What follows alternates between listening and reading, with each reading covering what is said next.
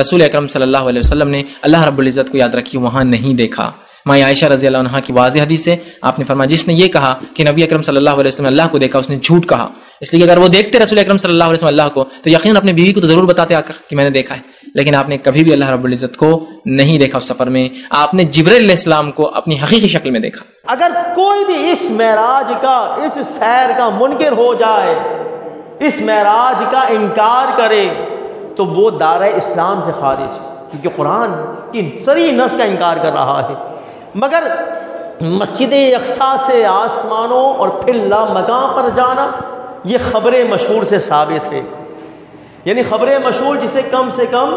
3 افراد اس حدیث پاک کو نقل فرمائے۔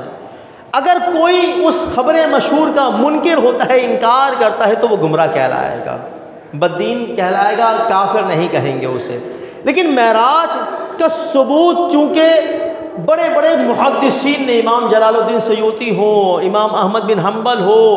بڑے بڑے اجلہ صحابہ نے بھی اسے ذکر فرمایا، میں انشاءاللہ آگے حوالے آپ کے سامنے رکھ رہا ہوں۔ لیکن اس کا انکار کر دینا، اس کو منام کی طرف لے جانا، اس کو جبرائیل سے جوڑ دینا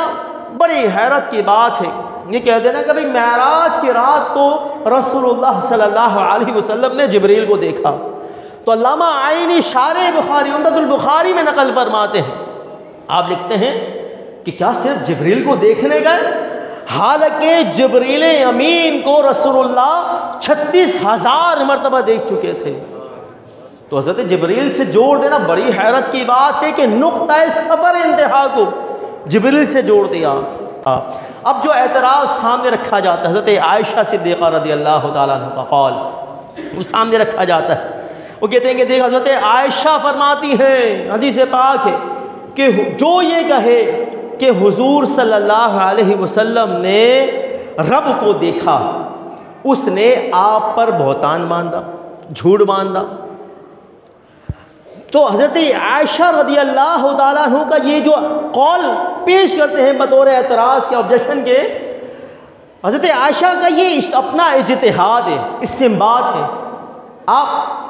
سورہ انعام کی آیت نمبر 103 سے استنباط کرتی ہیں، آپ فرماتی ہیں کہ دیکھو اللہ فرما رہا ہے لا تدرکہ الابصار وہو یدرک الابصار،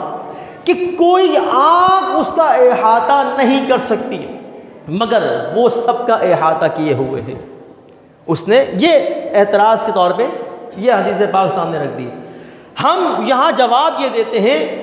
کہ سیدنا صدیق اکبر جو آپ کے والد محترم ہیں،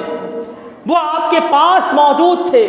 جب حضرت عائشہ صدیقہ رضی اللہ تعالیٰ عنہ کا یہ استنباط سیدنا صدیق اکبر سنتے ہیں کہ عائشہ اس طرح کہہ رہی ہے کہ کوئی آنکھ اس کا احاطہ نہیں کر سکتی، تو یہاں رسول اللہ صلی اللہ علیہ وسلم کے یہ سچے غلام، سچے عاشق سیدنا صدیق اکبر فرماتے ہیں کہ جس پر قرآن اترا میں نے خود ان کی زبان مبارک سے سنا ہے، رأیت ربی بعینی، کہ میں نے اپنے رب کو اپنی آنکھوں سے دیکھا۔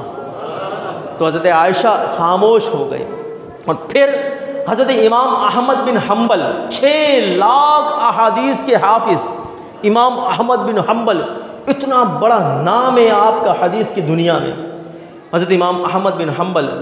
آپ جو ہے حضرت عبداللہ ابن عباس جو مفسر قرآن صحابی رسول ہیں، ان کا قول نقل فرماتے ہیں کہ آپ کی وفات، حضرت عبداللہ ابن عباس کی وفات اسی پر ہوئی کہ آپ فرماتے رہے رعا ربہ حتی ماتا، آپ فرماتے رہے کہ محمد نے اپنے رب کو دیکھا ہے، محمد نے اپنے رب کو دیکھا ہے، یہاں تک کہ آپ وصال فرما گئے۔ تو بڑے بڑے محدثین نے اس کو لکھا، لہٰذا رب نے اپنا جلوہ دکھایا، رب نے اپنا دیدار کرایا، اور پھر اللہ نے فرمایا ما زاغ البصر وما طغی، کہ آنکھ نہ کج ہوئی، نہ ٹیڑھی ہوئی، نہ بہکی۔ تو اب یہاں بصر کا اطلاق اللہ نے رویا نہیں فرمایا، روحانیہ نہیں فرمایا، بلکہ بصر کا اطلاق جو ہوتا ہے وہ لغت کے ماہرین لکھتے ہیں کہ بصر کہتے ہیں جو چیز جاگتے ہوئے بیداری کی حالت میں دیکھے، جو چیز خواب میں دیکھی جاتی ہے اسے رویت کہا جاتا ہے، جو مراقبے کے اندر دیکھی جاتی ہے اسے روحانیت کہا جاتا ہے۔ مگر قرآن نے اس عقیدے کو ظاہر کر دیا، ما زاغ البصر، کہ محمد نے اگر اپنے رب کو دیکھا ہے تو جاگتی ہوئی آنکھوں کے ساتھ دیکھا ہے۔ تو حضور سید عالم صلی اللہ علیہ وسلم کی یہ واضح حدیث پاک ہے، حضور فرماتے ہیں رأیت ربی فی احسن صورہ، کہ میں نے اپنے رب کو حسین صورت میں دیکھا ہے۔